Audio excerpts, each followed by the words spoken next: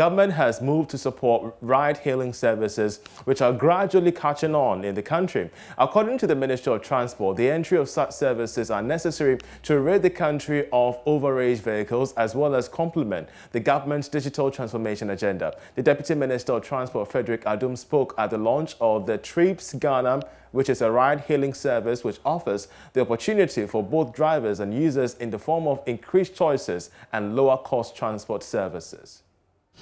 I'm particularly excited about this ceremony because of the opportunity it offers to further boost our commitment to scale up the adoption of technology in the transport sector, to ensure efficiency in service delivery and ultimately achieve government digital transformation agenda.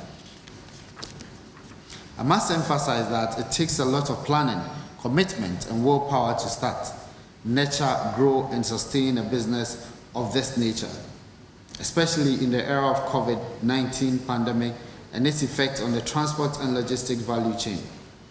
Without doubt, the private sector has continued to play a role in our development process, particularly through job creation for the many young men and women, and thereby guaranteeing them a meaningful life.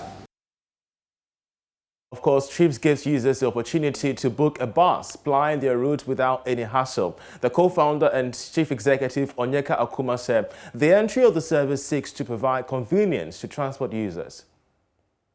I was making a trip back from Qatar, where I went to speak, and I got into a bus.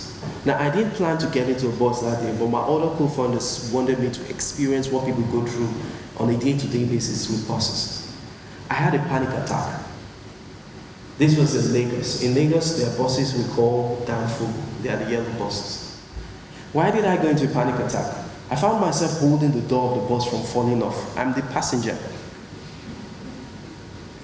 The driver was moving. He had a towel around his neck. And for that driver, all he wanted to do was move this machine from one bus stop to the other. I was looking at all the metal sticking out from the chairs. And I asked myself, many of us have our white shirts and red ties in the hall. And there are people that may not be able to afford an Uber ride on a day-to-day basis or get on a bike. And they have to get into this bus. Is this the experience they have to go through on a day-to-day basis? And I called my friend Johnny, who is now a co-founder of me and also the president. And I asked him this question. I said, yeah, over 9 million people in that country use a bus every day. In Accra, the numbers are also staggering.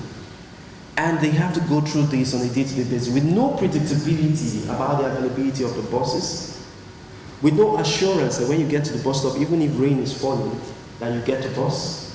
And most of all, there's no guarantee that there's safety